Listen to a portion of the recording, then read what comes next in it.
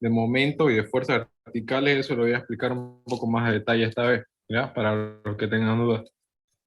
Entonces, vamos a ir leyendo el enunciado y juntos vamos a ir haciendo lo que es el dibujo, que es la parte más importante del ejercicio. Dice así, para transmitir potencia, ¿alguien la quiere grabar la ayudantía? Por si acaso, porque no está grabando, se parece.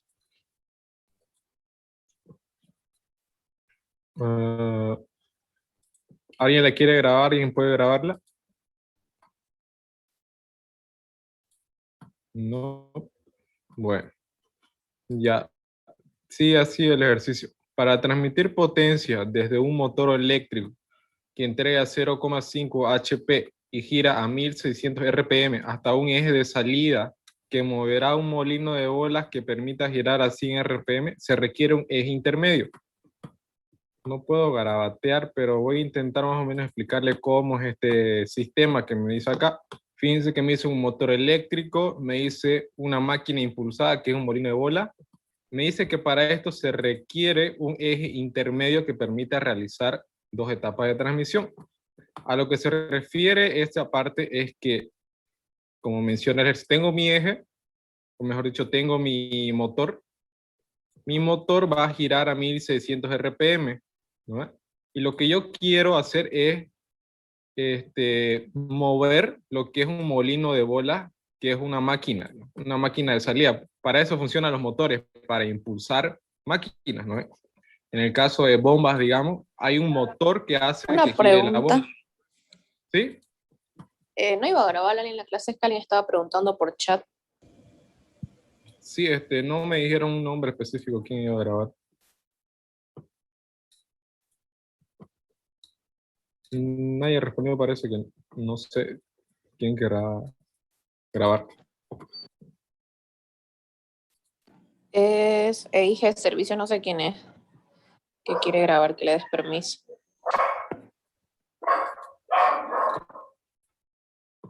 A ver, la tengo ya.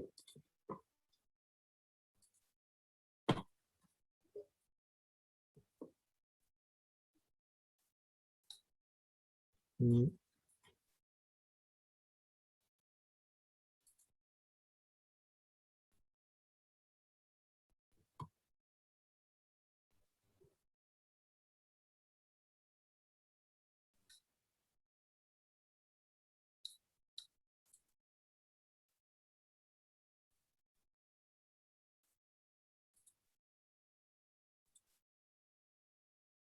¿Alguien sabe cómo se habilita eso?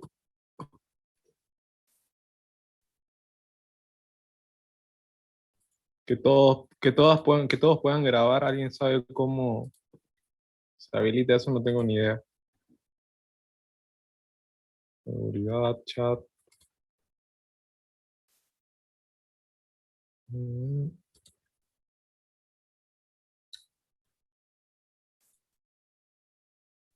No, parece que no se puede, o no está entre mis opciones. ¿Alguien sabe cómo hacer eso o alguien quiere grabar a la clase ahorita?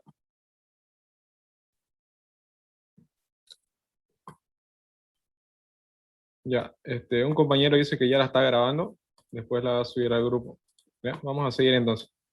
Entonces, como les decía, el enunciado me dice que hay un motor que va a impulsar a una máquina. Entonces, este motor, mejor dicho, este motor va a impulsar a una máquina y para eso se necesita un eje intermedio. Quiero que se hagan a la idea de que lo azul es el motor. Bueno, lo tengo.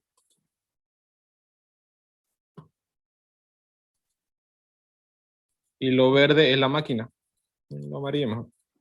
Entonces, para yo transmitir este eje de acá, este motor de acá está girando y no le va a pasar directo, no es que van a ir unidos, digamos, así por medio de su eje. No, no va a ser así. Este motor tiene un pequeño eje, ya saben. No es que directamente le va a transmitir a la máquina. Digamos que ambos tienen engranaje. No es que se van a unir directamente. Me dice el ejercicio que se va a utilizar un eje intermedio. En este caso, para decir que hay un eje intermedio significa que la máquina va a estar después de lo que es ese intermedio. Entonces el motor le va a transmitir a ese eje intermedio y ese eje intermedio recién le va a transmitir a lo que es mi máquina. ¿Entienden ese concepto, no? No es que se van a unir directamente como la mayoría de los ejercicios que hemos visto. Esta parte de acá es como de dos etapas. La primera etapa sería el motor al eje intermedio y la segunda etapa sería del eje intermedio a la máquina. ¿Ya? Entonces, esa es la diferencia. Por eso dice así el enunciado. En el caso de que el ingeniero en el examen les pida, digamos, hacer el dibujo o hacer la gráfica del eje, tienen que hacerlo así más o menos, cuando hablamos de un eje intermedio. ¿Ya? Esa es la única diferencia. Entonces, siguiendo, vamos a dejarle el motor ahí porque este dibujito me va a servir. Dice, el motor eléctrico que entrega 0,5 HP gira a 1600 RPM. Ya sé que este motor gira a 1600 RPM. Hasta un eje de salida que moverá un molino de bola que permita girar a 100 RPM. Un detalle, me olvidé decirles acá, lo que va a girar a 100 RPM, que me dice acá, es el molino de bola. Me pide que yo con ese motor que gira a 1600 RPM ponga un eje intermedio para que la velocidad de salida aquí arriba sea de 100 RPM. A eso se refiere esta parte. Por eso se requiere un eje intermedio que permita realizar dos etapas de transmisión. ¿Tienen esa parte, no? Entonces, el motor le va a transmitir sus 1600 RPM al eje intermedio. Y el eje intermedio va a convertir esos 1600 RPM en ¿cuánto? En 100 RPM de salida de alguno de sus elementos aquí adentro. ¿Ya? Entonces, ¿qué más dice? A la entrada del elemento intermedio se utiliza una polea trapezoidal. Entonces dice, a la entrada del elemento intermedio me refiero al eje intermedio. ¿Ya? Gira en sentido antihorario y recibe la potencia de otra polea ubicada abajo a la izquierda formando un ángulo de 30 grados. ¿Ya? Al decir a la entrada del elemento intermedio se refiere a la entrada que hay en el eje. Entonces vamos a dibujarlo. Me dice que todo lo que entre al eje intermedio va a entrar por medio de ¿qué? De una polea trapezoidal de 9 pulgadas. A ver, este color lo vamos a poner. ¿Ya? Este gira en sentido antihorario y recibe la potencia de otra polea ubicada abajo a la izquierda. Entonces, si está abajo la otra polea, esa polea que me dice que está abajo, ¿con qué va a estar acoplada? Con el motor. Porque esa polea no va a recibir esta polea de acá no va a recibir su polea por arte de magia. Tiene que tener una máquina impulsada, que en este caso va a ser el motor. ¿Ya? Una máquina que le impulsa. Entonces, le decimos así que nuestra polea trapezoidal de 9 pulgadas, que es la verde, que está en nuestro eje intermedio, recibe la potencia de otra polea ubicada abajo a la izquierda. Aquí en esta vista no se puede ver que está abajo a la izquierda, solo se puede ver que está abajo, ¿no? Y me dice que forma un ángulo de 30 grados. En el otro dibujo que vamos a hacer más abajo, ahí se van a apreciar los 30 grados y el sentido del giro. ¿Ya? Hasta ahí se entiende, pero el dibujo, si tienen duda, pregunten nomás. Ya, entonces, esto sería lo que es la entrada del eje. Por este mecanismo es que entra la potencia a mi eje de interés, que es el eje intermedio. Me dice que entra por medio de dos poleas, una polea que obviamente va a estar en el eje y la otra polea que va a estar abajo a la izquierda, y esa polea obviamente va a estar con el motor. Entonces, ¿qué más me dice? Dice, y a la salida del eje se ubica un piñón de 12 dientes. Al decir la salida se refiere al último elemento, no al último, sino al elemento que le va a transmitir la potencia a la máquina impulsada. ¿Ya? A ver, voy a intentar poner un poco más abajo porque estoy tapando el enunciado. Ya. Ahí. Entonces, me dice que a la salida del eje se ubica un piñón de 12 dientes, paso de 3/8 pulgadas para cadena número 35. Ahí hay veces, por ejemplo, que muchos se confunden y el ingeniero, por ejemplo, solamente les pone esa parte, piñón de 12 dientes, y algunos piensan que es engranaje, pero el ingeniero siempre da una pequeña pista de si es engranaje o si es cadena. Siempre hay esa confusión a veces porque, porque menciona el número de dientes y uno sabe si es de engranaje o de catarina. Entonces ahí tienen que estar muy atentos a lo que dice el enunciado, por la confusión. En este caso está claro porque me dice, incluso me dice el paso. Si les da el paso, digamos, de lo que es el número de dientes, obviamente va a ser catarina, porque no utilizamos lo que es el paso en engranaje. Además ya le dice cadena número 35. Mucho cuidado ahí también cuando se confunden, si es que se confunden entre engranaje y catarina. ¿Qué más nos dice? El piñón entrega la potencia a la catarina ubicada hacia arriba a la derecha formando un ángulo de 30 grados. Entonces, me dice que la salida del eje se ubica un piñón de 12 dientes. Ya, entonces yo dibujo un piñón. Aquí lo voy a dibujar yo solo porque quiero, no es porque sea su ubicación real. Entonces, ahí está el piñón de 12 dientes, paso de 3 octavos y cadena número 35. El piñón entrega la potencia a la catarina ubicada hacia arriba. Hacia arriba. Entonces, como ya sé que está hacia arriba, yo ya puedo dibujar su contraparte o su otra catarina que va a estar arriba, ¿no? Ahí está el otro color. Ahí está. Eso sería la otra catarina que está ubicada hacia arriba a la derecha formando un ángulo de 30 grados. Entonces, como al principio me decía que este ejercicio era para mover una máquina que se llama molino de bola, yo ya tengo el esquema más o menos conceptual de lo que me implica eso. Tengo lo que es el motor, tengo lo que es el eje intermedio y tengo lo que es la máquina impulsada. Y ya ubiqué los elementos de entrada y de salida. Los elementos de entrada, ¿cuáles van a ser? Van a ser una polea trapezoidal con otra polea trapezoidal que está abajo, y el elemento de salida es una catarina con cadenas, obviamente, que le da su potencia a otra catarina que está arriba. Y esa catarina que está arriba de rojo es la que está en la máquina. Esa va a ser la que impulsa la máquina, esa catarina de rojo. ¿Ya? Entonces, es así como ustedes tienen que ver el esquema más o menos de todos los enunciados. Obviamente van a ser diferentes, pero el tema aquí es que ustedes tienen que ya saber interpretar los datos para mostrar este gráfico al ingeniero, porque se los pide como inciso. Dice, inciso A, grafique los elementos del eje. Inciso B, realice los torques. Inciso C, calcule las fuerzas y su sentido. Así se lo va a poner el ingeniero. Sé que nosotros hacemos todo el ejercicio completo, pero el ingeniero se los pone por inciso, digamos. Y uno de esos incisos es hacer el dibujo. ¿Ya? Entonces, en eso, si tienen dudas, pregunten nomás. Entonces, seguimos con el ejercicio. Dice, el piñón entrega a la catarina ubicada hacia arriba, a la derecha, formando un ángulo de 30 grados. Ya estuvimos aquí, ya lo hicimos con la horizontal. La velocidad de giro de estos elementos es de 400 RPM. Al decir estos elementos, la velocidad de giro de estos elementos se refiere a los elementos que están en el eje, ¿ya? Se refiere a los elementos que están en el eje.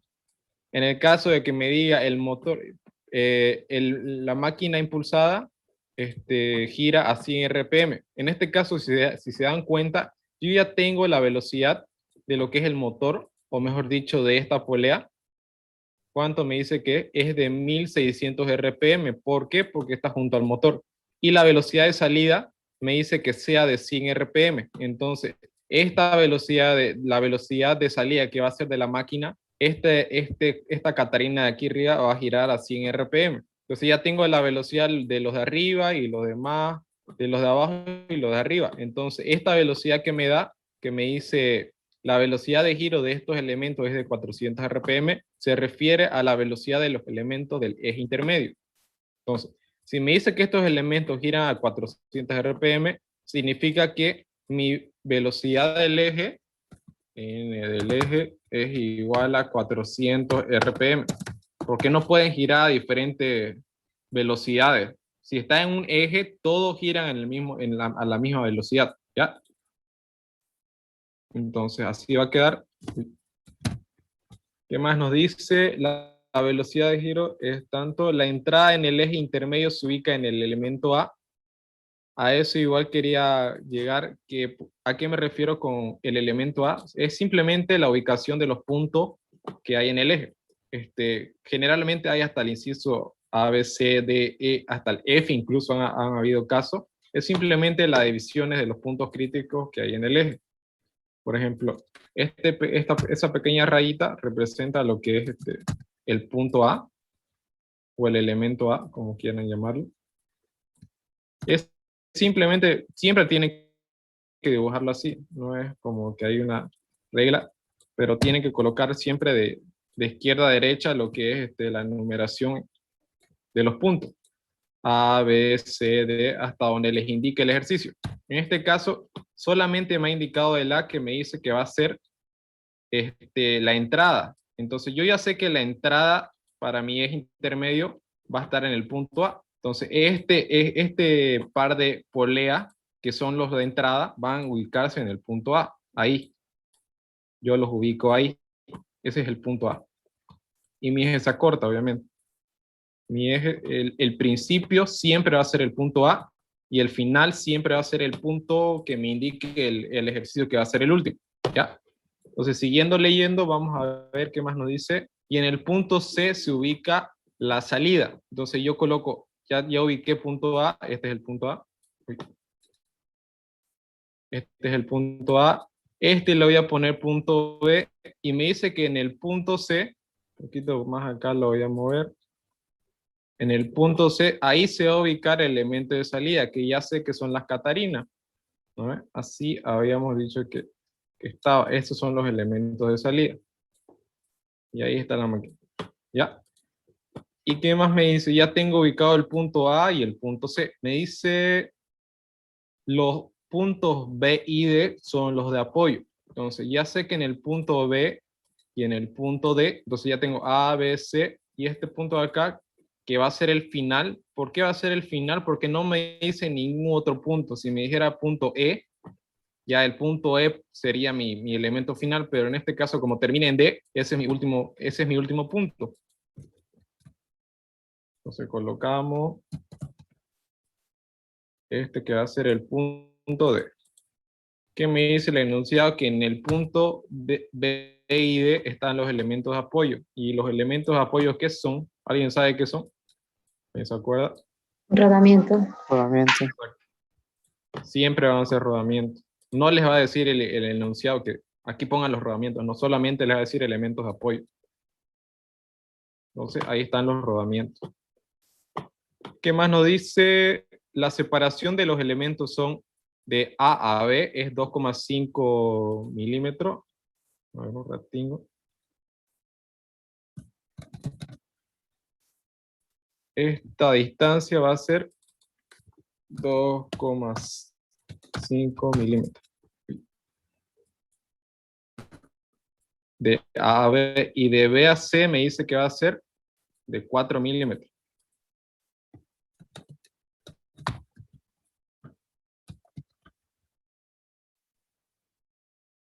Ahora, de C a D me dice que va a ser 2,5 milímetros, pulgadas. Perdón.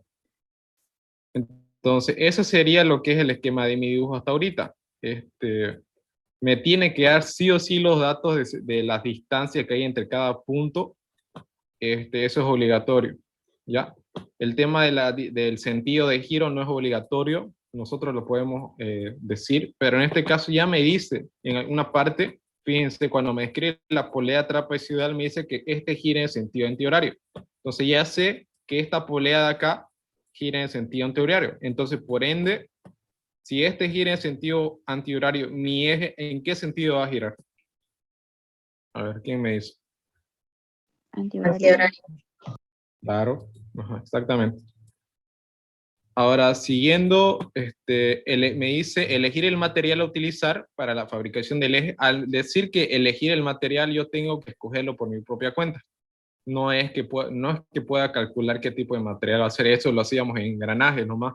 Pero en eje no podemos calcular qué material vamos a fabricar. Simplemente tienen que escogerlo. Si no se lo da el enunciado, ustedes lo escogen. Dice definir la confiabilidad. Esta tampoco se puede calcular, pero también la tenemos que escoger nosotros. Es algo que tienen que asumir ustedes. Y la duración para los rodamientos es algo que también tenemos que asumir nosotros. Considere que es de uso industrial, está hablando de los rodamientos. Realizar todos los diseños indicando, voy a quitar esto. Realizar todos los diseños indicando el diámetro en cada punto crítico del eje y seleccionar los rodamientos. Considera además que la potencia que entra en el eje intermedio es 94%. Al decir punto en cada punto crítico se refiere en cada punto A, B, C y D, porque son ahí donde se ubican nuestros elementos. Donde hay elementos, se les dice a esos puntos críticos del eje, ¿ya? Para que no se confundan. Ya, vamos entonces a seguir. El otro dibujo se lo quise poner directo acá, porque dibujarlo va a ser muy moroso. Entonces, ese es nuestro dibujo que hemos hecho hasta ahorita, el de arriba, ¿no? Solamente que sin la máquina de arriba, solamente necesito ahora la parte de abajo. Fíjense, en el punto de entrada, que es el punto A, me decía que había otra polea, su polea contraparte, ¿no? Está hacia abajo, que va a ser esta de acá. Primero dibujémoslo, el eje. Este es el eje normal, es el mismo que acá. Ratingo. A ver.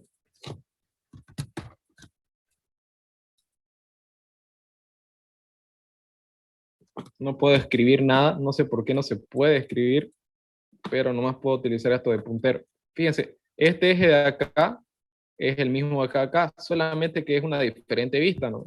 Eso ya lo saben. Entonces, en el punto A tengo una polea trapezoidal de 9 pulgadas. La dibujo la polea, así como se dibuja la polea, y me dice que es de 9 pulgadas. Lo escribo ahí al ladito para que no se me pierda esa información.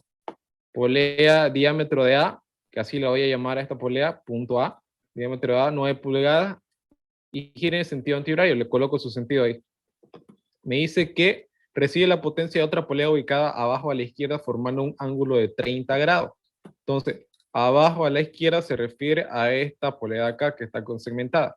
Fíjense, por eso el sentido de la fuerza de esta polea va a tener este sentido. Y por eso es importante, igual que me dice, un ángulo que forma un ángulo de 30 grados con la horizontal. Fíjense acá. A ver, esto sí tengo que rayar. Fíjense acá. Esta es la dirección de la fuerza, pero podría tener dos ángulos, ¿no? Tengo la horizontal, que va a ser con esta de acá, y con la vertical, que sería esta de acá, ¿no? Entonces, el enunciado me dice que se forma un ángulo con la vertical, entonces yo tengo que tomar en cuenta esta de acá nomás. A ver. Este ángulo de acá. ¿No? Ahí está, esta con la horizontal, porque esta es la horizontal. Si me dijera un ángulo con la vertical, un ángulo de 30 grados con la vertical, tomaría esta de acá, ¿cierto? ¿Se entendió esa parte o no? Ya, entonces por eso anoto los 30 grados ahí. Fíjense, igual ahí anoté el motor es el que está acoplado con esa otra polea, la que está segmentada. Es así como se transmite los datos del motor eléctrico, entrega 0,5 HP y gira a 1600 RPM. Por eso se coloca ahí que la potencia del motor, ahí no lo coloqué yo, potencia del motor 0,5 HP. Y esos 0,5 HP debería transmitirlo a esta polea de acá. Entonces, aunque no me dice el enunciado recibe el punto A, porque solamente me dice, a la entrada del elemento intermedio se utiliza una polea trapezoidal de 9 pulgadas, gira en sentido antihorario y recibe la potencia de otra polea que está ubicada ahí, pero no me dice cuánto es la potencia que recibe. ¿Por qué no me dice? Porque yo ya tengo que darme cuenta que la otra polea tiene una potencia de ¿cuánto? De 0,5 HP, que es la potencia del motor. Eso tienen que darse cuenta ustedes, no les va a decir al ingeniero, como en este caso. O sea, tienen que saber que la potencia del motor es la misma que la potencia del punto A o de la polea en el punto A. ¿Ya? ¿Quedó claro esa parte? Ahorita les voy a explicar por qué no le puse 0,5, por qué le puse 0,47. ¿Ya? Es por esta parte de acá. ¿Qué más me dice? Ya tengo este dibujo, ya tengo el sentido. Fíjense, el sentido es importante. Ahora me dice que tengo que ponerlo el otro elemento, que sería el punto C, el punto de salida del eje intermedio. fíjense acá, es Catarina, ¿no? Una Catarina, se ubica un piñón, le dice acá. Cuidado con eso, sé que piñón le decimos a lo que es engranaje, pero también le dicen piñón a las Catarinas pequeñitas, cuando hablamos de cadena. A las Catarinas también les dicen piñón, por si acaso, a los pequeñitos. Ya, mucho cuidado ahí. Dice que tiene 12 dientes y de paso 3/8. El piñón entrega la potencia a la Catarina ubicada hacia arriba a la derecha, formando un ángulo de 30 grados. Arriba a la derecha. Ahí está su otra Catarina. Entonces, ¿yo qué datos tengo hasta ahí? Tengo el ángulo que me dice que forma con la horizontal. Entonces, por eso yo coloco esos 30 grados ahí con la horizontal, no con la vertical. La velocidad de giro de estos elementos es de 400 RPM. Me refiero a que esa es la velocidad del eje. Por eso lo coloqué. Eje intermedio, velocidad 400 RPM. Eje del motor, que es el chiquitito, el que tiene, digamos, esta Catarina. Los motores todos tienen eje, ya les expliqué esa parte. Y es ahí donde está acoplado su par de esta polea, ¿no? Entonces, esa polea gira 1600 RPM y la de salida gira a 100 RPM, porque el enunciado me dice que yo quiero que ese molino de bola gire a 100 RPM. Por eso le coloco directamente aquí a esta polea de acá, o esta Catarina, perdón, le coloco 100 RPM, porque esa es la velocidad de salida que yo deseo. Es esta Catarina la que está en la máquina, le dibujé la máquina ahí, esta Catarina, digamos, estaría dentro de la máquina y giraría a 100 RPM. ¿Hasta ahí se entendió, chicos? ¿Se entendió todo lo explicado del dibujo? Ya. Ahora, alguien que me diga a qué sentido gira esta Catarina. Y es acá. ¿Antihorario o horario? Antihorario. Ya. Esta de acá va a girar en horario. Esta de acá también. Ajá. Eso, mucho cuidado con eso. La verdad, muchos se confunden con eso y no quiero que les pase. La diferencia entre ambos, como esta polea, la fuerza está con la dirección hacia abajo y hacia la izquierda, ¿no? Formando un ángulo de 30, y en cambio esto está hacia arriba, hacia la derecha, formando un ángulo de 30 grados. Como ya tengo bastantes datos, ya puedo seguir con el procedimiento, ¿ya? Entonces, vamos a seguir. Lo primero que siempre hacemos es determinar la velocidad del eje. En este caso ya lo tengo, la velocidad del eje. El mismo enunciado me dice. Velocidad del eje intermedio, que es nuestro eje, es de 400 RPM. No necesito calcularlo. ¿Alguien tiene sus tablas ahorita en mano y su calculadora? Es que en lo último voy a necesitar que alguien me ayude. Esta parte sí lo tengo, pero lo último no lo tengo. Así que si alguien tiene, por favor, esté atento. Vamos a necesitar unos cálculos después. Ahora la parte de torques. Torques en cada punto. En el punto A, tengo un elemento y en el punto C tengo otro elemento. Entonces, en esos puntos se tienen que calcular sí o sí los torques. El punto B, por ejemplo, va a tener el mismo torque que el punto A, porque ya hablamos de esa parte, la potencia, cómo se transmite. A ver, ¿dónde está el punto? Si la potencia entra acá, la potencia se mantiene constante porque en los rodamientos no se consume nada de potencia. Se mantiene constante y pum, aquí se consume. Y después sigue la potencia. En este caso, como solo es entrada y salida, aquí entra y pum, sale. A ver, un ratito voy a borrar esto. ¿Ya? Entonces, como la potencia entra de esa forma, a ver, un ratito. Ya. La potencia entra acá, 0,5, se mantiene 0,5, 0,5 y pum, sale los 0,5. Ambos elementos tienen la misma potencia, ¿no? Una que entra 0,5 y en esta salen 0,5. Entonces, sus torques deberían ser los mismos, ¿cierto?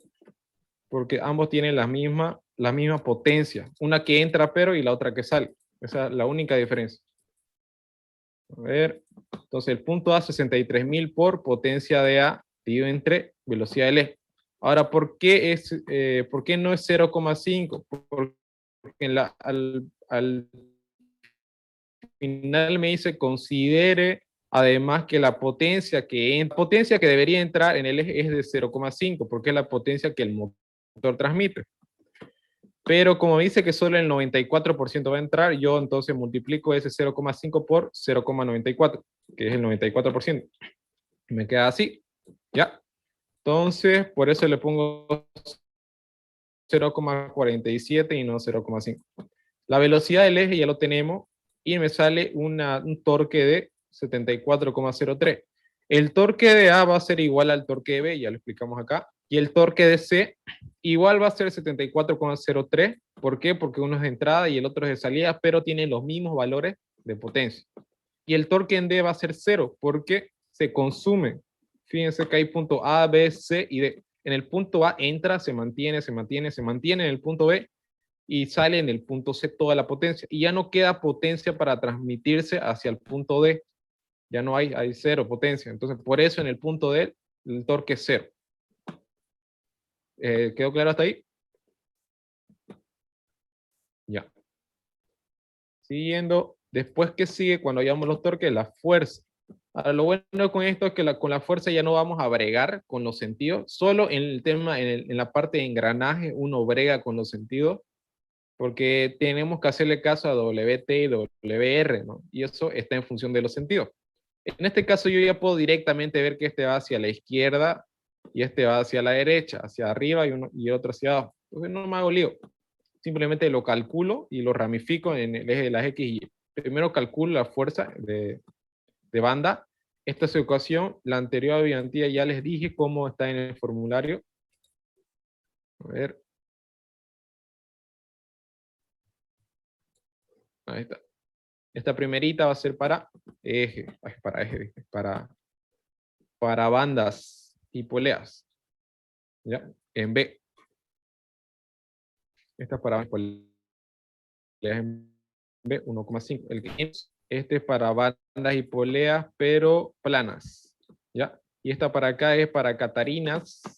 Y estas dos acá son para engranaje. ¿Ya? Seguimos. Calculo 1,5 por torque. Ya lo tengo dividido en 3. Me fijo en mi dibujo porque tengo mi dibujo acá. En litro, 9. Es de 9 pulgadas. Ahí está. Entonces, seguimos.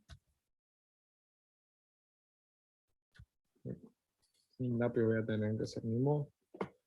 Ahora, ahí lo tengo lo que es el diámetro de A, lo calculo, la fuerza de A, y me sale que es 12,33, pero la dirección, fíjense que no está en el eje de las X, en el eje de la Y, está tiene un ángulo, ¿no? ¿Un ángulo de cuánto? De 30 grados, ahí lo puse. Entonces, esa fuerza tengo que dividirla en el eje de las X y en el eje de las Y. ¿Cómo se hace eso? Con trigonometría. Entonces, divido así, fuerza en X por coseno de 30, me sale que va a tener, obviamente va a tener esta dirección de acá, ¿no? Esta de acá. Y fuerza en Y me va a tener la dirección hacia abajo. Ahora, en el otro punto donde hay fuerzas, en el punto C. En el punto C, calculo lo que es su fuerza primero, torque en C lo tengo. Tengo el diámetro de C, les pregunto. Tengo el diámetro del punto C, no lo tengo, solo tengo su número de dientes, ¿no? Ahí está el número de dientes, 12. ¿Cómo podría calcularlo, el diámetro? Si es una catarina. Tengo que irme al formulario de catarina y buscar las ecuaciones que tengo para determinar el diámetro, ¿no? ¿Y qué datos tengo además del número de dientes? Fíjense, aquí está en el enunciado, dice un piñón de 12 dientes de paso de 3 octavos para cadena número 35. Tengo el paso de datos. Y si se va al formulario de Catarina, de cadena, van a encontrar esta ecuación de acá, que es la ecuación del diámetro, de los diámetros de las Catarinas. ¿Qué datos necesito? Necesito nomás el número de dientes y arriba necesito el paso. Y ya tengo ambos. En el caso de que el enunciado no les dé el número de paso, les va a dar solamente cadena número 35. Y ustedes con ese dato tienen que irse a buscar a las tablas de cadenas, ¿no? Porque hay tablas de cadena número 30, cadena número 35, cadena número 50, cadena número 60. Y en esas tablas acuérdense que arribinga, bueno, dentro de las tablas ahí aparece un dato bien chiquito que dice paso número tanto. Y ese paso ustedes tienen que sacarlo de la tabla. En este caso ya me lo dio directo, pero en el caso de que no les dé, les estoy comentando esa parte. ¿Ya? ¿Se entendió esa parte? ¿Sí? ¿Hay duda? ¿No? Ya. Entonces, ya tengo los datos, saco el diámetro. Con ese diámetro recién saco la fuerza en el punto C. Y esa fuerza tiene un ángulo de 30 grados con la horizontal. Tengo que dividirlo en el eje de las Y, en el eje de la X, y me quedan así. Entonces tengo 4 fuerzas en total, dos en el punto A y 2 en el punto C, que tienen esas direcciones. Ahora recién puedo pasar a hacer los diagramas de momentos y de fuerzas verticales. ¿Alguien ya sabe hacerlo bien esta parte? ¿Alguien tiene duda? ¿Alguien no ha practicado esto? Para que lo explique rápido o lo explique lento. Eso quiero preguntarle. ¿Saben bien esta parte? ¿Han practicado? Yo sí la entiendo bien. Ah, ya, qué bueno. Esto es Resis, digamos, lo avanzamos en Resis. Entonces, voy a explicarlo un poco rápido nomás. Entonces, en este diagrama simplemente coloco las fuerzas que hay en el eje de las X. Dibujo mi eje así más o menos como lo dibujé acá. Punto A, B, C y D, y coloco las fuerzas que hay en cada punto. Solamente es eso. Fíjense, coloco las fuerzas del punto A. A ver, voy a intentar ayudarme con...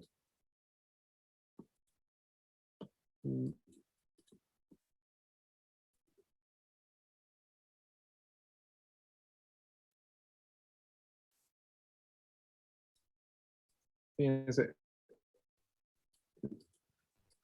Aquí está la fuerza que encontramos en el punto A, porque aquí en el punto A es donde están la entrada, donde entra la potencia, y en el punto C es donde sale. Fíjense que en ambos puntos en el eje de las X hay fuerza. En el eje de las X, en el punto A hay una fuerza que se dirige a la izquierda, y hay otra fuerza que en el punto C que se dirige a la derecha. Por eso ambos hay fuerza tanto en A y en C, porque aquí la encontramos. Ahora, ¿a cuál le vamos a poner positivo y a cuál negativo? Siempre yo le coloco, y les recomiendo que lo coloquen, a todo lo que va a la derecha le pongan positivo y todo lo que va a la izquierda negativo. Entonces, todo lo que es positivo lo colocan aquí hacia arriba y lo que es negativo hacia abajo. La fuerza en A va a la izquierda, va a ser negativa. Entonces, si es negativo, lo colocan hacia abajo su flecha. Y si es positiva, como en el punto C, que va hacia la derecha, lo colocan hacia arriba acá. ¿Entendieron esa parte, no? Ya. Entonces, ya tengo esas dos fuerzas. Ahora tengo que ubicar los apoyos. Los apoyos me dicen que están en B y en D, que son los rodamientos. Los rodamientos siempre tienen reacciones. Coloco reacción en B y reacción en D. Tengo que encontrar esas reacciones. Para eso utilizo lo que es la sumatoria de momentos. Y la sumatoria de momentos por las distancias, obviamente, que ya la tengo clara. Por eso siempre le tiene que dar la distancia al ingeniero. Siempre. A veces se olvida para qué, es verdad. Si pasa eso, les tienen que preguntar. Hago la sumatoria de momentos y me queda que primero voy a hallar la sumatoria de momentos con respecto a B, y si lo hago con respecto a B me va a salir como resultado, obviamente, el punto D, que es el punto que quiero, ¿no? Entonces me sale este valor y me sale, fíjense, positivo. En este caso, si me sale positivo, es que está bien el sentido que yo le asigné. Fíjense aquí, donde está reacción de D, yo le puse positivo. Cuando hagan la sumatoria de momento en el punto B, fíjense, para que le salga positivo acá, significa que la flecha del punto D tiene que estar hacia abajo, para que sea del mismo sentido que la manecilla de reloj que parte desde B, ¿no? Así viene. Tiene que ir hacia abajo también, para que no choquen entre ellas. Entonces, el punto D tiene que ir hacia abajo para que yo le coloque positivo acá. Y si mi resultado sale positivo, significa que está bien el sentido que le puse. Este sentido va a ser hacia abajo. ¿Ya? Ahora, luego hago sumatoria de verticales para hallar la otra reacción. Y con la sumatoria de verticales, que es súper fácil, lo hallo. Y si me sale positivo, está también bien el sentido que escogí. Entonces está todo bien. Ya tengo los dos valores de estos acá. Este va a ir hacia aquí y el otro, fíjense que le puse negativo, va a ir también hacia abajo. Ambos van hacia abajo. Por eso cuando hago el diagrama, fíjense, 10,68 hacia abajo, Luego se mantiene hacia abajo el valor de reacción de B. Se mantiene y boom, este 81,67 va hacia arriba y luego se convierte en 0. Siempre tiene que terminar en 0. Ahora la sumatoria de momento, aquí es un poco diferente. Tiene que hacerse por cada punto hacia la derecha o hacia la izquierda, igual si quieren, para los que sepan bien hacen la sumatoria de momentos desde el punto B hacia atrás, bueno, hacia la izquierda. Yo siempre lo hago así. Y me va a quedar estos valores. Primero hago en el punto B, después hago en el punto C, desde el punto C hasta acá su fuerza, y luego en el punto D, desde aquí hasta el final. Entonces el punto D, que es el punto final, siempre me tiene que salir 0. Siempre. Eso es como la prueba, se podría decir, de que todo lo que hice anteriormente, todos los momentos que calculé están bien. ¿Ya? Siempre tienen que hacerlo como prueba. Yo les recomiendo el punto final. Entonces, terminando con eso, ya tengo todo lo que es la resistencia, las reacciones y los valores de las fuerzas verticales y de momento en cada punto. Ya es importante esos valores porque cuando hallemos el diámetro, que es lo importante, ahí yo tengo que tener esos valores. Me lo pide la ecuación del diámetro, ya la vieron, es grande, ¿no? Hartos datos necesito para eso. Entonces, hacemos exactamente lo mismo con la fuerza en el eje de las Y, ¿no? Tenemos reacciones y tenemos las fuerzas que hay en el eje de las Y, que son en el punto A y en el punto C.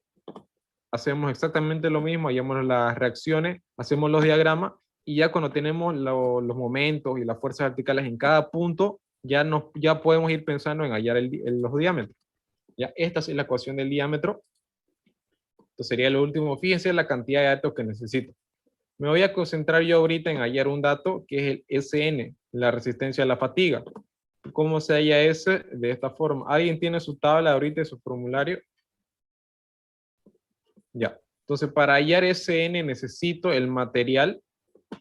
Ahí sí, yo voy a escoger, porque el enunciado al principio me decía, usted escoja un material. Voy a asumir un material de IC 1040 estirado en frío. ¿Alguien tiene sus tablas ahorita para que me dicte esos valores de resistencia a la fatiga y resistencia a la fluencia, perdón? ¿Alguien la tiene? ¿Y resistencia a la rotura? ¿Nadie la tiene? Bueno. ¿Vas a dictar los valores?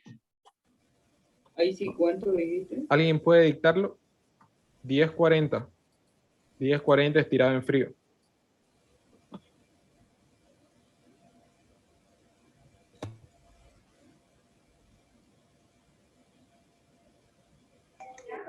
$80 y $71 sería. Ya. 80 y 71. Sí, 80 y 71. 80.000 le vamos a poner. 71.000. Ya. Entonces ya tengo los datos del material.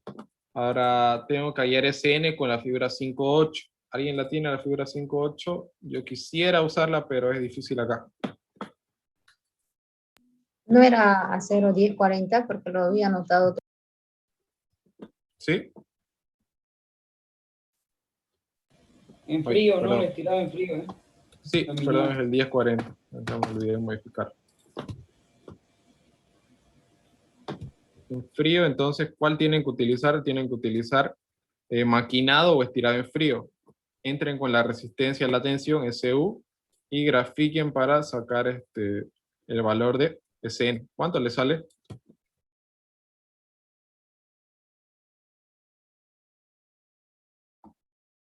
¿Alguien lo tiene ese valor? 80.000 hacia arriba. ¿Cuánto da eso? 35.000 por ahí, ¿no? 31. Ya. 32 vamos a usar. 32.000. Ya tenemos ese valor de la figura 5.8. Ahora el factor de tamaño es de la figura 5.9. La asumimos. Deberíamos hallarlo con esta gráfica, pero esta gráfica es con diámetros y no tenemos ningún diámetro. Así que asumimos el valor intermedio, que es 0,8. Ahora, para hallar el otro valor, por eso lo coloqué acá, CS, que es este valor acá, asumimos 0,8 factor de tamaño. Ahora, el factor de confiabilidad, tenemos que asumir una confiabilidad de cuánto quieren asumir, del 99%, del 99,9%, 99,9.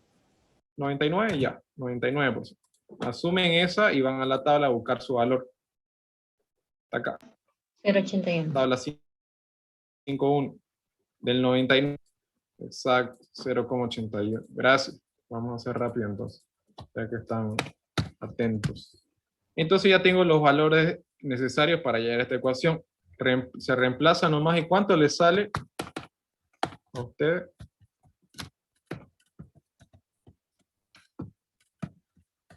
¿Ahí lo tiene?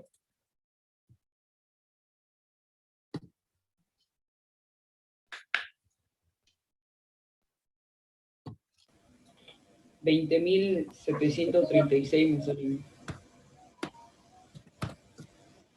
Sí. En PCI. Ya, gracias. Es necesario para encontrar, ya tengo un valor acá de SN. Ya tengo un dato necesario para el diámetro. Ahora, hablando de los otros valores, hablemos de este factor de diseño. Este factor de diseño siempre es 2, les comenté, por eso le coloco 2 siempre. Los momentos ya los puedo encontrar porque ya tengo los gráficos. Los torques ya los tengo. SY es propio del material, ya lo tengo. Lo único que me faltaría son los KT, que son coeficientes propios de los rodamientos, del acople, de lo que hay en los rodamientos y en los elementos. Está en su última hoja de su formulario. Y ya les había explicado que se utilizan los de arriba. Voy a borrar. Estos aquí arriba se utilizan para los elementos. Al decir elementos me refiero a engranaje, bueno, no engranaje, perdón, a catarina y a poleas y bandas, ¿ya? Solo en eso. Para engranaje siempre se utiliza un KT de igual a 3. Ahora, en el caso de los apoyos, que los apoyos igual tienen un KT, se utiliza estos dos valores de acá, ¿ya? Ahora, en lo que es apoyo o rodamiento, se le pone 2,5 cuando están en los extremos del eje y se le pone 1,5 cuando están dentro del eje. ¿Ya? Al decir dentro me refiero en puntos intermedios del eje, no en extremo. En cambio, en estos elementos acá se le coloca 2 cuando están dentro del eje y 1,5 cuando están fuera del eje, o en los extremos, perdón. ¿Ya? Entonces vamos a ir colocando aquí los KT. Les recomiendo siempre hacer esta tabla. Fíjense, ahí están los puntos. Sus puntos lo anotan A, B, C y D. En nuestro caso solo hay hasta el punto. ¿Hasta qué punto hay? Hasta el punto D. Entonces, yo puedo eliminar esta columna de acá. Uy.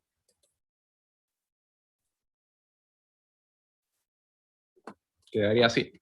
Ahora voy a borrar los KT y lo vamos a colocar nosotros los valores. KT del punto A. ¿Qué hay en el punto A? Hay un elemento. Es una polea. Según la tabla que les indiqué, cuando es un elemento y está en los extremos, ¿qué se le pone? ¿Se le pone 2 o 1,5? 1,6. Perdón. 1,6, perdón. Ahora en el punto B, ahí lo que es un apoyo, si no me equivoco, un rodamiento. Tiene 2 valores para ponerse. Hay 2,5 y 1,5. ¿Cuál se le coloca? 1,5, ¿no? Aquí hay una cosinga, un detalle que quiero que alguien me explique, que alguien me diga. El ingeniero, o el libro, mejor dicho, cuando el libro es completo, digamos, el libro es completo, ya saben, en realidad, cuando un rodamiento está dentro del eje, se lo tiene que calcular con ambos, no solamente con unos, con ambos. Ahora, quiero saber si el ingeniero hace eso. Calcula el diámetro de B 2 veces, digamos, en este caso, este rodamiento que está en el punto B, debería calcularse 2 veces su diámetro. Uno con el valor de KT de 2,5 y otro con el valor de 1,5. ¿El ingeniero hace eso con ustedes o solo calcula con un valor de KT? Solo con un valor. solo con valor belleza. Entonces, vamos a hacer lo que nomás le dije desde el principio, cuando el rodamiento está en el medio, que en este caso, ahí le colocamos 2,5. ¿Ya? Ahora, en el punto C, es otro elemento. Cuando es un elemento está en el centro o en el medio, ¿cuánto se le pone de KT? 2. 2. Exacto. Ahora, en el punto D hay un rodamiento. Cuando el rodamiento está en los extremos, 1,5. Entonces ya tenemos los valores de KT y tenemos los valores de momento de todos los tenemos, los momentos. Pero ¿de dónde tenemos que sacar los valores de momento? Con la ecuación. ¿No? Con la ecuación para encontrar en el momento resultante. Entonces, tengo los valores, estos valores los tengo, le voy a poner una X para rellenar. Disculpa, Tengo los no, valores de la fuerza vertical. El ¿Sí? rodamiento de no sería 2,5. Ahí. Sí. sí, eso te iba a preguntar, no era al revés, lo que nos dijiste. Sí, perdón. Gracias. Así es. Bueno, estaba viendo si están atentos. Está bien. Ahora, esta parte de acá también las tengo, las puedo calcular. Y tengo los torques. Tengo todo. Ya tengo todo. Simplemente están en nuestros datos. Y ya puedo calcular los diámetros. Ahora bien, vamos a calcular los diámetros de cada uno. Vamos a escoger la ecuación para cada punto. Para el punto A, les pregunto, ¿puedo utilizar la primera o la segunda ecuación? Les digo desde ahorita que siempre tienen que tratar de usar la primera ecuación. Sé que es la larga, pero tienen que utilizarla esa sí o sí, porque es la más confiable. La segunda es como una ecuación de emergencia o de respaldo nomás. Que se utiliza solo en ciertas ocasiones, ¿ya? Entonces, ¿puedo utilizar la primera para lo que es el punto A? ¿Puedo o no puedo? A ver, vamos a ver ahorita. Tengo lo que es el factor, lo tengo. Si tengo el KT, lo tengo. Tengo un momento en el punto A. ¿Hay o no hay momento en el punto A? En el eje de las X y en el eje de las Y. No hay momento. No hay momento. Nunca hay momentos en los extremos, ¿no? Está bien. Entonces, cuando no hay momento, lo tengo que tachar esa parte. Esto de acá, pum, se hace cero. Me quedaría solo esta parte de acá. ¿Hay torque en el punto A? Sí. Sí hay, porque el punto A es un elemento. Si fuera un rodamiento, ahí no habría. Pero en este caso sí hay. Entonces, lo dejamos bien y ese Y lo tenemos el valor. Entonces, utilizamos esta ecuación y nos va a salir un valor del diámetro de A. Digamos que sale ahí. Ahí. Ahora el punto B, puedo utilizar esa ecuación, también la puedo utilizar porque en este caso para el punto A, para el punto B mejor dicho, sí tengo un momento, ¿no? Que se puede calcular, los diagramas me dicen que sí se puede. Fíjense, en el eje de las X hay un momento de menos 26,7 y en el punto B del eje de la Y hay un momento de menos 15,42. Entonces, lo saco la raíz de ambos y lo pongo al cuadrado a ambos y le saco la raíz y me sale el momento resultante. Entonces, sí va a haber momento resultante y si hay torque y si hay todo. Esta ecuación queda al pelo. Puedo utilizar esto. Para el inciso C, para el punto C, mejor dicho, es un apoyo. ¿Hay momentos o no hay momentos en ese apoyo? En el punto C. Verifico la gráfica. Hay. En el eje de las X, en el punto C, hay un momento de menos 135,9 y en el eje de las Y, menos 78,46. Entonces sí se puede sacar su resultante. Le queda igual bien esa ecuación. Ahora, para el punto D, es ahí donde tenemos el problema de que, fíjense que ahí hay momento, no hay momento, porque en los extremos nunca hay momento. Pónganlo como regla si quieres en su formulario. Ahora, hay torque. En el punto D no hay torque. ¿Se acuerdan que al principio dijimos que no había potencia para circular en el punto D? Por eso el torque es 0. Entonces, si fuera así, imagínense que yo utilice esta ecuación. Esto sería 0, esto sería 0, mi diámetro sería 0. No tendría sentido.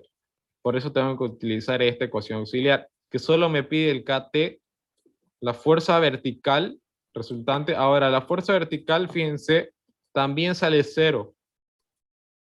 O sea, en el diagrama, pero no se utiliza lo como es la fuerza vertical, se utiliza el valor de la fuerza que hay en ese punto nomás.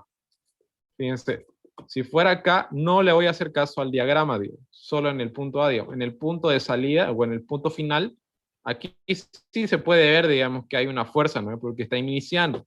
Sería la fuerza de aquí, 10,68. Aquí, así que tengo que anotar, digamos, si quiero hallar el torque en el punto A, el torque, mejor dicho, la fuerza vertical resultante, utilizo este valor de acá, ¿no?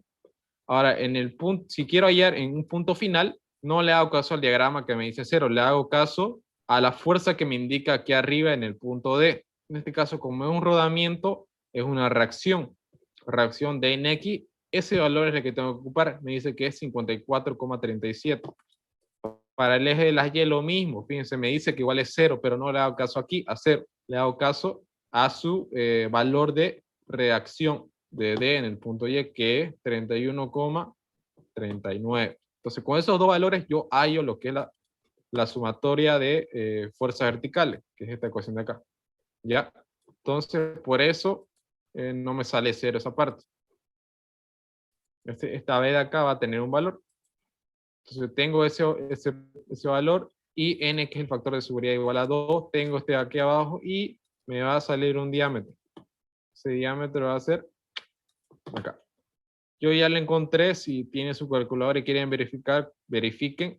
Para el punto E, que utilicé esta ecuación, me salió 0,76 y para el punto A, que yo escogí, 1,029. El ingeniero, por si acaso, nunca les va a pedir allá los diámetros de todos los puntos, porque sería muy largo. Solo les va a pedir de dos. Le va a pedir de un elemento y de un rodamiento. ¿Ya? Ahora, yendo a la parte de rodamiento, fíjense que técnicamente ya hice la parte de rodamientos aquí porque ya encontré el diámetro. Eso es lo más importante de los rodamientos, encontrar su diámetro y qué tipo y qué nombre tiene ese rodamiento que voy a utilizar. Ya encontré el diámetro, pero ahora tengo que encontrar el diámetro de nuevo utilizando las ecuaciones del tema de diámetro. Estas son ecuaciones del tema de eje. Entonces, nos tenemos que ir ya al tema de rodamiento, que funciona así. A ver, voy a borrar esto.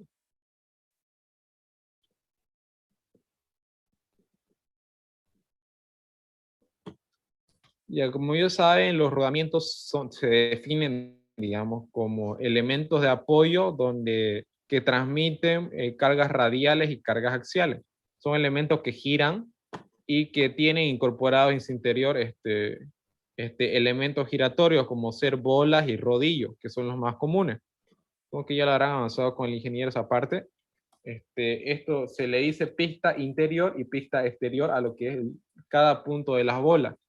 Si yo tengo un rodamiento, a ver, tengo un rodamiento acá, tiene otro diámetro dentro, que es el diámetro interior, y en el medio están las bolas, ¿no?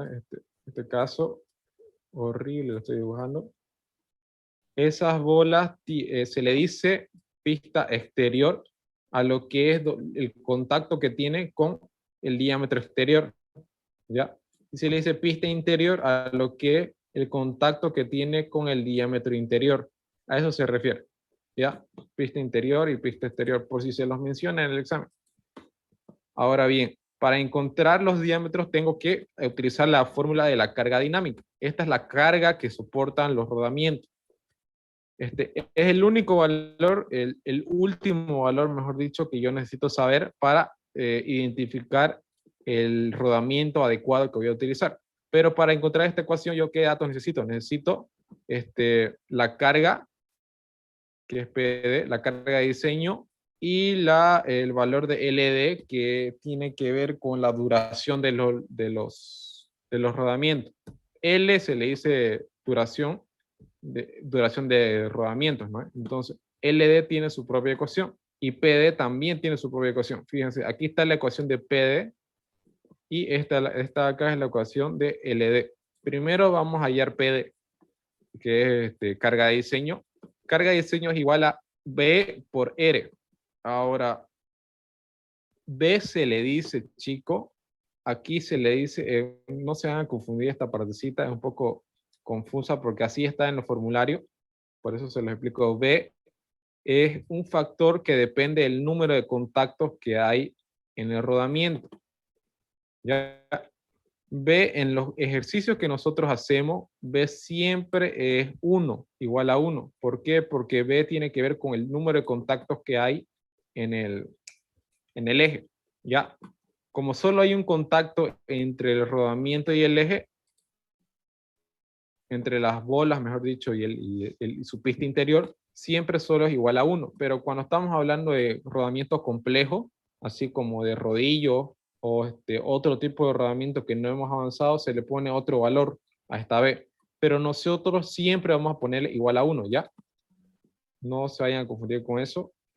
Ahora, este valor de R es la sumatoria de la resultante, la vamos a llamar resultante, de lo que es las fuerzas verticales que hay en ese punto de rodamiento. Como el rodamiento está en el punto, a ver, ¿cuál lo voy a diseñar? Digamos que estoy diseñando el punto E. A ver, el punto E, fíjense, es el punto D, mejor dicho, es un extremo. Entonces, ahí hay ese rodamiento es el que voy a diseñar. Entonces yo me voy a los diagramas, fíjense que tengo en el punto D, tengo su reacción en X y también lo tengo en Y. Entonces con esas reacciones yo calculo ese valor de R, que es exactamente el mismo que utilicé aquí para hallar en el punto D. Es exactamente el mismo que utilicé para hallar este valor. Aquí me confundí. Punto diámetro del punto D. ¿Ya? ¿Se entendió esa parte? Esto es igual a 1 siempre. Y la sumatoria de la resultante va a ser igual a las reacciones. Por eso le coloqué así. Fíjense. Fíjense, los valores son los mismos del diagrama que utilicé. Entonces, la carga de diseño siempre va a ser igual a la sumatoria de universal. Ahora, el tema del rodamiento, de la duración de los rodamientos, tiene esta ecuación, LD 60 por L por velocidad del eje. La velocidad del eje ya lo tenemos. Aquí me confundí, es 400 RPM, ¿no? Porque nuestro eje de nosotros gira a 400 RPM. Ahí está. En el eje 400. Ahora, hay un valor que es L. Este valor de L tenemos que ir a la tabla 14.4. Vámonos a esa tabla. Ahí está, tabla 14.4. Y ahora, aquí hay un dato que me da el enunciado. Sé que ya pasó harto, así se acuerda. Me dice, a ver. Definir la confiabilidad y la duración para los rodamientos, considere que es de uso industrial. Al decir, considere que es de uso industrial, me dice que utilice ese dato aquí. Uso industrial se refiere a maquinaria industrial en general. Fíjense que tiene un valor de 20.000 a 30.000. ¿Ya? Entonces yo tengo que sacar un promedio entre ambos, que sería 25.000. Entonces aquí, cuando yo hay en mi valor de L, bueno, el valor de L de tiempo. ¿Alguien tiene dudas hasta ahí? L, ¿saben? Como me dice el enunciado que es de uso industrial, vengo a esta tabla y me fijo que dice maquinaria industrial en general. Ahí me da un rango de valor entre 20.000 y 30.000 y yo asumo el valor intermedio, que sería 25.000. Nada más, así hallo él. Si me dijera que es de uso automotriz, se me vendría acá, digamos, y saco un promedio entre 15.000 y 5.000, que sería, no sé, 10.000. 10.000 sería, ¿no? Si fuera este eje para una máquina de automotriz, ¿ya? ¿Entendieron esa parte? Ya, entonces hacía yo L y hacía yo LD. Fíjense, 60 por 15.000. A ver, ¿cuánto le sale a usted? Yo le peleé acá. Debe salir 3,6. No. Ay. Sí, perdón. 6 por 10 a la 7 sale, ¿no?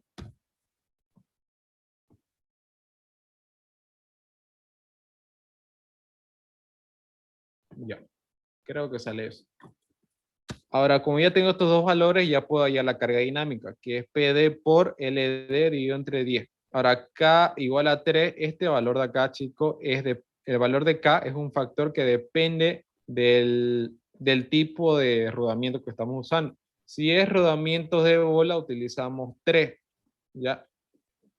Siempre va a ser 3 porque nosotros siempre utilizamos rodamiento de bola, pero si utilizáramos por algún motivo, si el ingeniero les enseña bien lo que es el tema de rodamiento y les enseña de rodillos igual, este valor sería 3,3 para lo que es rodamiento de rodillo. Pero como siempre utilizamos de bola, acá siempre va a ser 3, ¿ya? Entonces ya tenemos todos los datos y nos sale un valor de C de 686,19. Con ese valor nos vamos a la tabla 14.4. ¿O qué tabla 14.4? Es otra tabla, es la tabla del tema de rodamiento. A ver.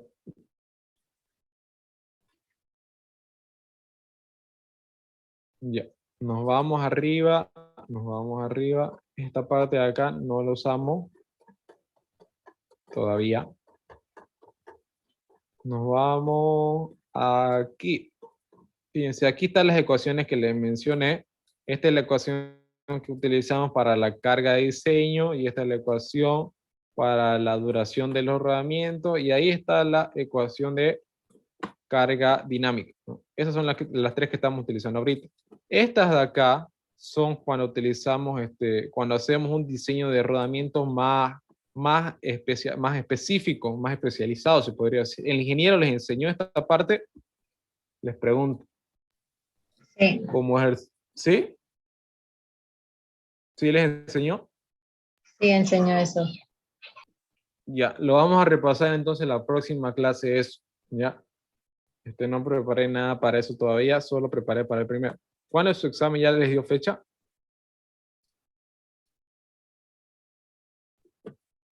El 3 de agosto. Oye, ¿qué fecha hoy? Tenemos una clase más, ¿no? Ahí, parece que sí, tenemos una clase más. Entonces, vamos a avanzar a la próxima clase de esa parte, ¿ya? Entonces, terminando, como ya tengo el valor de C, vamos a venirnos directamente a estas tablas acá. Fíjense que ahí tiene el valor de C, pero en la penúltima columna. Uy. Le dije que se llama carga dinámica, ¿no? Entonces, fíjense, carga dinámica lo ubica en la última, perdón. Ahí está carga dinámica. Entonces, esa carga dinámica, ustedes, carga dinámica que ahí ya no tienen que ubicarla en una de estas tablas. Hay varias tablas. No solo es esta, hay una, dos, tres, digamos. Esta de las antiguitas. También hay estas gráficas que son exactamente lo mismo, pero son como que más nuevas, son de otro libro, si no me equivoco. Ahí igual pueden hallar lo que es la carga dinámica. Fíjense, ahí está carga dinámica. Ahí igual lo ubican. El ingeniero, ¿con cuál les enseñó? ¿Con las antiguas o con la nueva? ¿Alguien sabe? Solo las antiguas uso. Ya, entonces las antiguas vamos a utilizar nomás. Se vienen acá. Si quieren, aunque el ingeniero no sepa, digamos, pueden utilizar esta, no les va a decir nada el ingeniero. Si ustedes utilizan estas tablas, también sirve, no les va a decir nada. Pueden utilizarla e incluso le va a salir mucho más exacto con esta. Aquí hay muchos más datos. Aquí hay pocos nomás en comparación con las nuevas. Las nuevas son 1, 2, 3, 4, 5. En cambio, las antiguas solo son 3 o 4. Entonces, tienen más para escoger en las nuevas. Entonces, vamos a ubicar en las viejitas nuestro valor de 686,19. Van leyendo 600, a ver, fíjense, ahí desde 885 va subiendo a 1000, 9000, 10000, no me sirve ninguna. Por aquí, peor. Bueno, vamos leyendo 28000, 30000, 1400, 1600, 7000, no, nada que ver. En la última, peor, ni una me sirve. Entonces, la más cercana que hay es la primera que leímos, que está acá, es esos 885, es lo más cercano, ¿ya? Por eso vamos a escoger ese valor, que es el más cercano, es el más cercano que tenemos disponible. Anotamos esa carga dinámica estandarizada, sería estandarizar la carga dinámica, y anotamos el número de estos datos acá. Fíjense, es la primera columna, ¿no? Es esta de acá. Uy. A ver.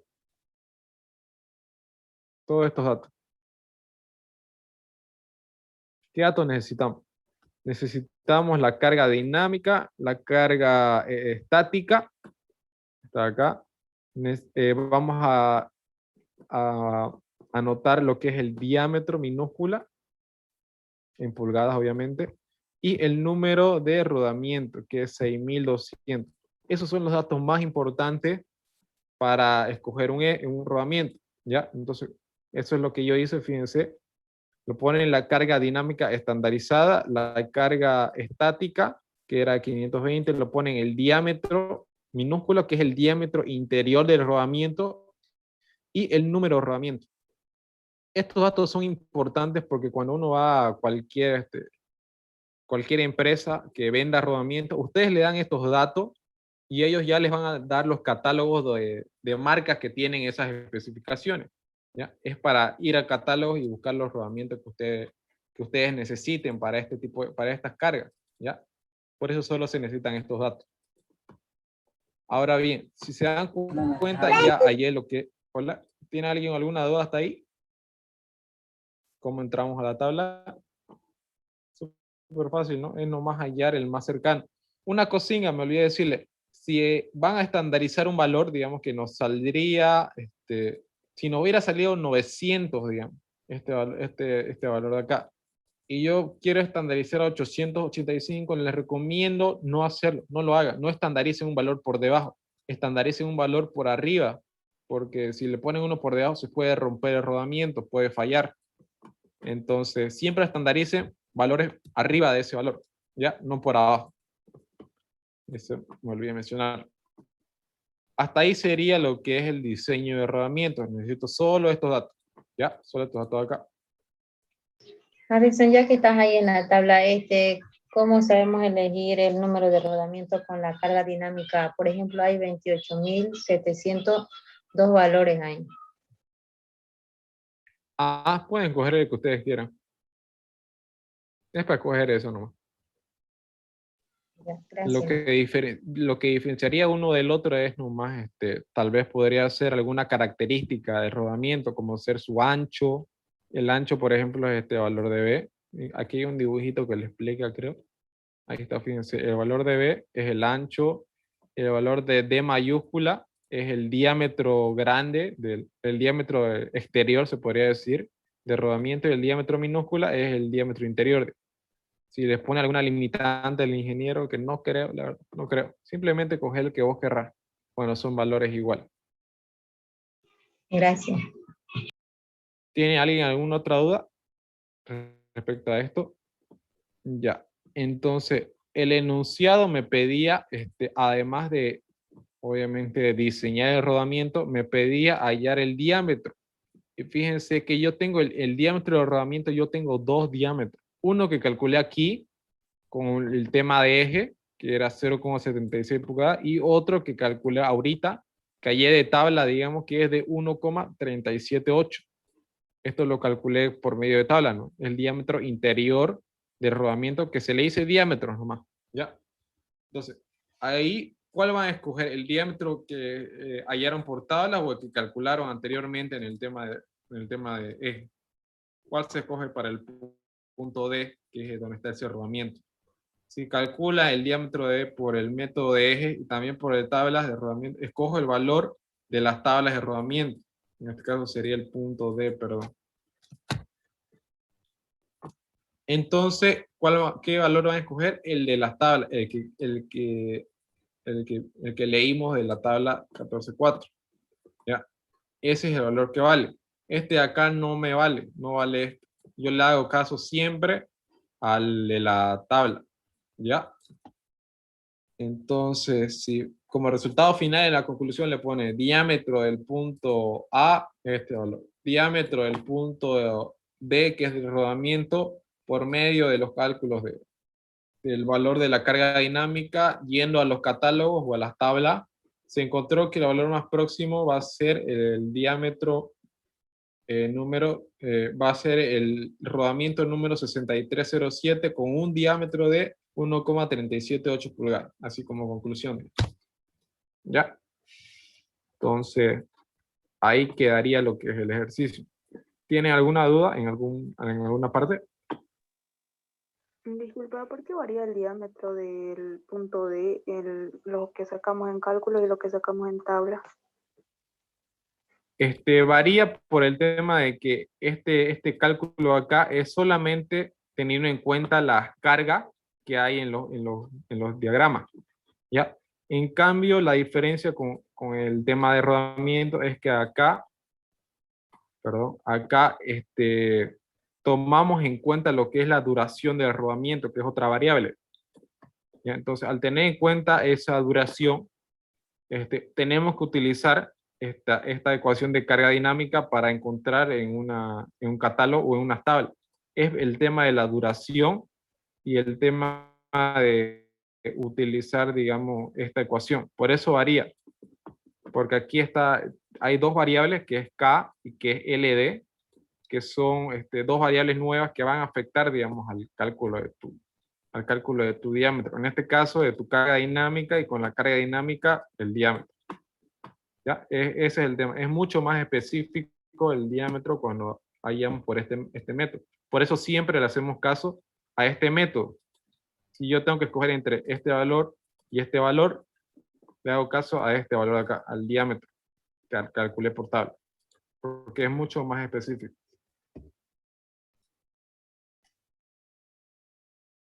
¿Tiene alguna otra duda hasta ahí? ¿Alguna pregunta, alguna parte? Ya. Ahí vamos a quedar, chicos. Le voy a pasar este documento. Aquí igual hay otro modelo que tiene una pequeña explicación, pero que esta explicación de acá es del libro.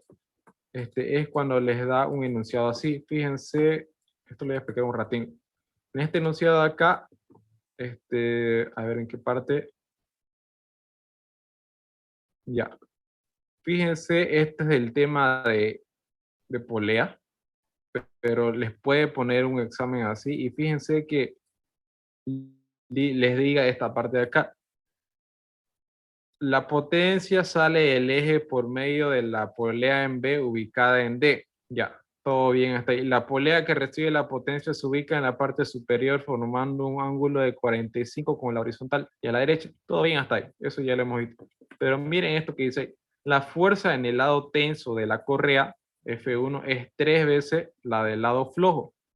Entonces, ¿eso en qué me repercute ese dato? Me repercute en lo que es la ecuación para hallar la fuerza. ¿Se acuerdan que yo tengo que hallar la fuerza en cada elemento, no? En cada elemento yo tengo que hallar la fuerza, y para hallar la fuerza de las poleas, ¿qué ecuaciones utilizábamos? Utilizamos estas dos. Esta de aquí arriba era para las poleas en B, y esta de aquí abajo era para las poleas planas, ¿no? Entonces, al decirme esa parte de ahí el enunciado, me dice que no tengo que hacerle caso a estas ecuaciones, que tengo que calcular mi propia ecuación yo, tengo que hacer mi propia formulación, mi propio, ¿cómo se diría? Tengo que encontrar este factor de 1,5 y de 2 puede cambiar si me da este dato acá. Si me dice que la fuerza en el lado tenso de la correa F1 es 3 veces la del lado flojo. Al decirme eso, me dice que ese factor de 1,5 y de 2 que hay en estas dos ecuaciones va a cambiar, no va a ser esa. Tengo que calcular esa parte. ¿Cómo se hace eso? El libro me lo enseña. Es así. En el tema de ejes está, por si lo revisan en el libro. En uno de sus ejercicios está así. Fíjense, para calcular la fuerza de flexión F se necesita una segunda ecuación donde aparezcan las dos fuerzas, F1 y F2, lo que me menciona el modelo de examen. Me dice F1 es 3 veces la del lado flojo, que es F2. F1 es igual a 3 F2, así sería, ¿no?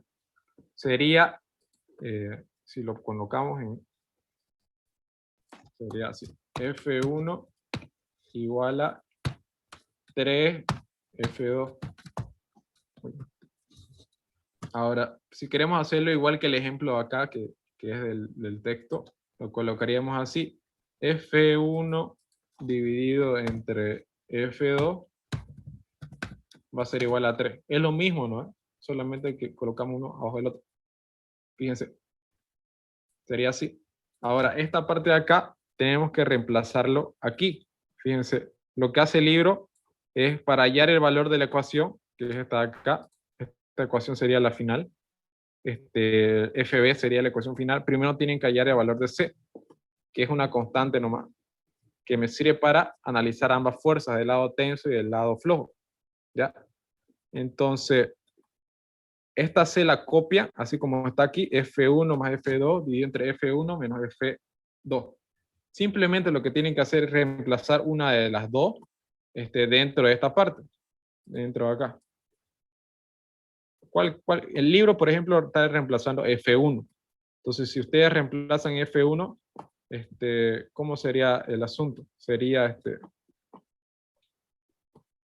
F1 sería a 3 dividido entre a 3 por F2, así como lo hicimos acá. Perdón.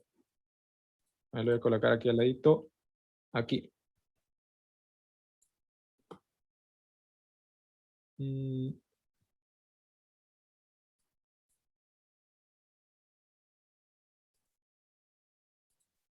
Ya.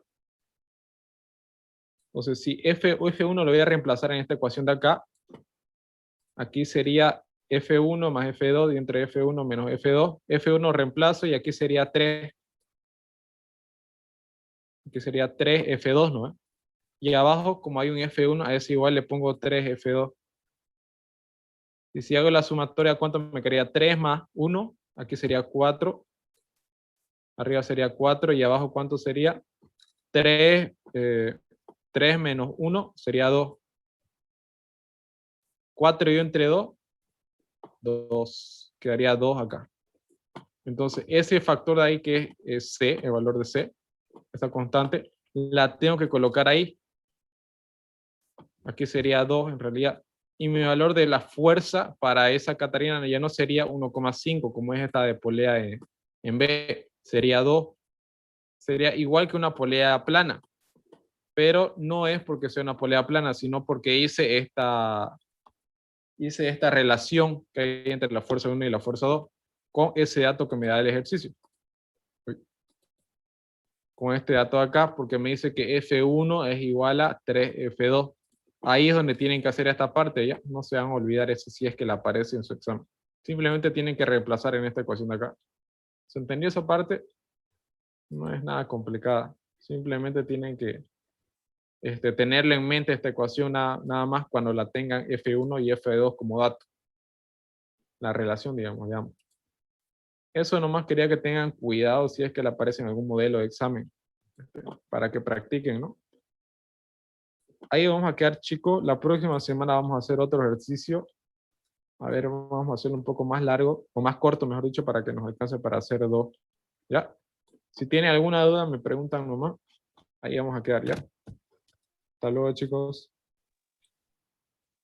Gracias. Chao.